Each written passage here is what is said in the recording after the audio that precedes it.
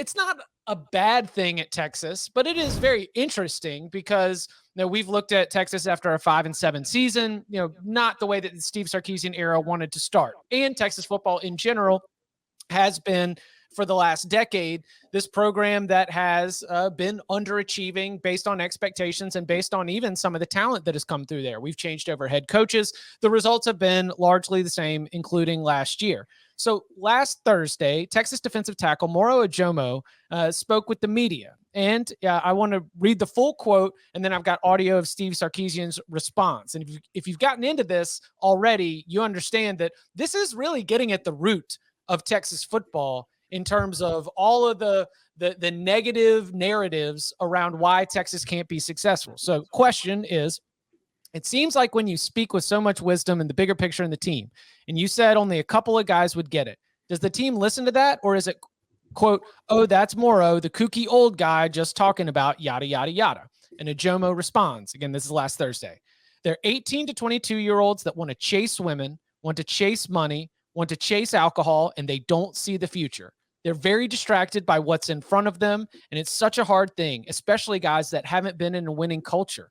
That's why it's very easy for a lot of these powerhouses to keep going, because it's established. The new guys just come in and they're like, oh, blank, this is how we do it. Oh, blank, this is what we do. It's just so much more difficult. They always talk about coming here and changing stuff, coming here and changing stuff. It's like it's ingrained. You're uprooting what? 10 years of blank that's been let go by and by. They're more worried about being on 6th Street than like balling and making $50 million. It's crazy as hell. I don't know why. So here is, and then I'll go ahead and get to Sark's response, which, by the way, also comes with the news that Ojomo is not going to be speaking to the media. He has been put on the sidelines. We should NIL him. Comments about the team. I thought the form was really poor. He should not have done that in public. A player-led team, a really good player-led team, those issues, and if you have issues with anything, get taken care of in the locker room, get taken care of in the meeting room. If you're really a family, you don't go out and talk about family business. You take care of things internally. So that's the first part. But that's part of us educating these guys on what that looks like and how to do it. I think his intentions were right, but the delivery and the form that it was used was poor. In the end, you have to make sure to mow your own lawn first, and you got to make sure your own house is in order first before you start to discuss what somebody else is doing or how they're doing it. And I think that was a great lesson for all of our guys to say, hey, you can get in this moment, you get here in front of cameras and media, and you can get caught up in answering a question. You got to understand the forum that you're in. And, we like to handle any issues that we have internally. And that's truly being player led, is that when you can approach somebody at their locker, when you can approach somebody at lunch, and making sure your house is in order, that your lawn is mowed properly, then you can start to motivate the next player about what he needs to do to raise his level and raise his play. So, gentlemen, we're mowing lawns, we're eating lunch. We've got a veteran member of this Texas team that sure seems fed up with a lot of the laid back, being a Texas football player is a good life in Austin, Texas kind of attitude. Now, the more Steve Sarkisian elaboration and what I have gained from continuing to do research on this is that this really might be only a couple of guys or a group of guys that has gotten under Ojomo's skin. But what do we make of this back and forth with Sark, Ojomo, and a Texas football team that has high expectations for a bounce back season in 2022? I mean, how often have we heard coaches say, hey, like, Texas is a soft culture. Texas is not focused on football. I don't know that that's always true, but clearly some of the players on this team believe it's true. Austin's a really fun town. Like, you don't have to be good at football to enjoy yourself there. I think there's definitely some college towns where when the team loses the next day, there's no Sunday fun day, right? People aren't out brunching. Like, they're not, hey, let's hit the bars afterwards. Like, the whole town is depressed. Like, if you lose a ball game, you're you're not happy. I don't think Austin is that way. Like there's a lot of people in Austin who they like Longhorns, but they're not basing their personal happiness and how their week goes on how Texas goes. So I think all the coaches there have had challenges with this over the years. It's like a really fun place. There's a lot of distractions. There's not like, it's not just Austin. There's plenty of places like that, and you have to tame that. But do you air those guys out in public? As media, I'm sure we love it. I think it's not a great idea for team culture. Yeah, it's kind of like Sark said. It's like he said he understands where he's coming from and he agrees with what he's saying about it for a lot of part, but don't say it in public. And like I felt like a lot of people, as typically the case when something like this happens and like the quotes get tweeted and this kid's been, stopped from talking to the media, like a lot of people just kind of start dunking on Sark. But if an Alabama player does this, and Saban would have done the same thing, Saban would have said the same thing. But of course, Alabama players don't do it because there's a culture established. And Sarkisian is now in his second season at Texas, a program that, like, Budward's talking about, has had problems for a while with this kind of stuff and kind of establishing a culture in that locker room with so many changes and everything where they know how to win. And I feel like I understand the frustration from a player who's in like his 5th or 6th year who might be looking at some of the guys like, come on, I'm tired of being 7-6 Texas. I came here to win games. I came here to win Big 12 titles. This might be my last chance. Take this crap seriously. And he's venting that frustration, but vent it to your teammates in the locker room. And maybe he has, and maybe they weren't listening, and maybe he felt like this was the only way to get the message out there, but it's just not the right way to do it. But like you said, but as media, no, please keep doing it. Every single player should come out and just throw all their teammates under the bus and trash them. I thought that Texas fans liked it. Like that, the one thing that I thought was interesting was where it's like Ojomo has these quotes. Texas fans are like, yes, that's great. It's awesome to know that there's a veteran player in that locker room who is angry about the same things that have been frustrating us. And then those same Texas fans that were, and maybe that's an overreaction because it is, throwing a teammate under the bus. And I would agree that that is not a good leadership. That's not in the books of leadership that are written.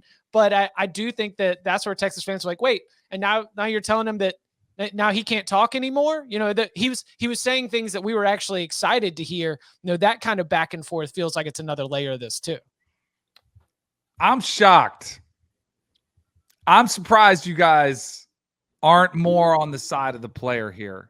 Because, like you said, you don't hear it out of Bama, but Will Anderson Jr., after the Florida game when they barely squeaked out, he said, we got guys in here who aren't focused on the important things. Now, he didn't trash them as much. When they lost to Texas A&M, he called them out. Hey, we got guys. Football's not the most important thing. I went and looked him up because I was curious because I remembered Anderson, and he wasn't saying the things like, hey, they're out partying on 6th Street. Like that's a little bit too much information. And chasing women, chasing alcohol. Yeah, is like, that's a little bit more revealing behind the scenes. This happens at every school. Like it happened at Florida State while we were winning championships. I mean, it's just college kids. That's what they're going to do, right? They're going to go out. They're going to party. Players, man. Come on. Exactly. I told you guys in high school before my senior year, we signed a pact. We weren't going to drink going into our senior year. And guess what? Like October rolls around and you have a game that's close and it's stressful. You're like, you're just a couple seniors. Let's just keep this between us. Let's just not go out there. I did not have a problem with it, though. I was a little bit more on the side of the Texas fans who I think are in large part like good for a player for calling out the culture, good for the player for saying, hey, this is a standard we need to have. It is time to grow up. Like, at Florida State, you can do that when we were there because we were winning championships and we had a balance and we could get away with it. At Texas, clearly, they can't handle it. And it is becoming a problem. And even more so, I'm shocked that Sark has muted him, has basically canceled, like in cancel culture. I don't want to go there with all, but he's basically said, nope, you are not allowed to talk. And I wonder what Ojomo's thinking today. Because one of the phrases he said in there, which I guarantee you is a mantra that the coaches say, is player-led, coaches fed. So he was probably feeling empowered, like, oh, they want us to lead. Oh, I'm going to go out there and lead, and I'm going to call these players out, just like we've seen Nick Saban do and other coaches do. And And now I wonder where he's at. Like, man, these coaches said we could, they wanted us to lead. I'm trying to lead. And now I'm shut down. I thought Sark should have just said, you know what? He was enthusiastic. Maybe took him. I'm gonna have a talk with him. We'll handle it in house. Like kind of what he said for the player to do. I think he made it a bigger deal by like pulling him off limits. I don't know. I think, but this is, to me, if I'm a Texas fan, it's been the question of the last, since Mac Brown left and even towards the end of the Mac Brown era, is what is the culture like? Is it an entitlement? Is it, you just show up and you're in Longhorn and you're supposed to win? It hasn't been working. And this makes me wonder what is really happening behind closed doors? Like, and how much is this still an issue at Texas? I get that. And I get like what you're saying about like Texas fans, like being happy that somebody's out there calling out the culture of the locker room and all that kind of stuff and of the program. But doing that publicly in a press conference is not good for the culture of your program. Throwing your fellow teammates under the bus like that is not good. That's not going to help the problem. So while I don't blame Ojomo for doing it, and I think his intentions were good, like you're saying, maybe he felt like he was going to take on a leadership role and be more vocal and try to rally the troops and get everybody on the same page. The way he went about it, not the best way to do it. Coaches do that all the time. Yeah, but they're coaches. They're supposed to. That's their job. Like sometimes coaches will do it in the locker room. Sometimes if the message isn't getting through, they'll do it in the media, try to get it through that way. But for players, I mean, I just feel like, I don't know. I was never in a college locker room. So Danny, you're better off knowing this than I am. But like when you're in that locker room and you're in that community, like if one of your teammates goes and does that at a press conference and is talking about how he's more dedicated to winning than you are, what's your response and reaction to him going to be the next time you see him at practice? As long as he is legit, like as long as he walks it and talks, like, I was saying, we had a pact and we're out there. If he's that, then those players will not stand him. They'll be like, oh, this guy's a phony. Sark kind of intimated that he's not. Mow your own lawn. Right. He said, before you do that, you got to make sure your own house is in order, mow your own lawn. So my guess here is that Sark is not super happy with what he's doing. I remember being in the Cotton Bowl when I was still doing more FSU stuff, the national stuff, after FSU squeaked by Oklahoma State.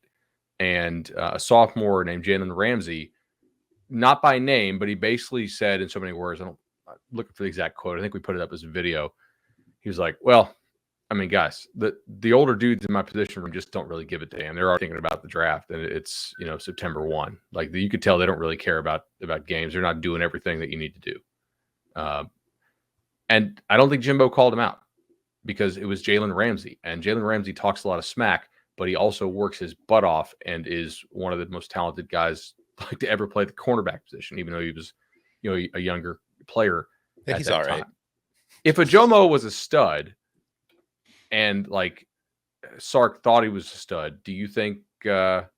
Do you think Sark would have called him out? No, I don't either.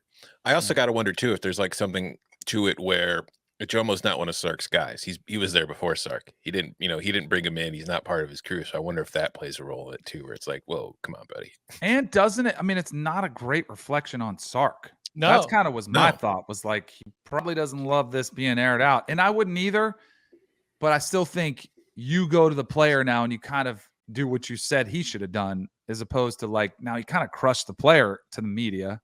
Like, I don't know. It's a mess. It is. And like, especially what transpired in his first year, 5-win season. You did have the pole assassin thing. You had Bo Davis, going out there on the bus, ripping the players, essentially saying the same stuff. But it was not known. He didn't do it publicly. He didn't know he was being videotaped. The players he was ripping made it public. Yeah. Right.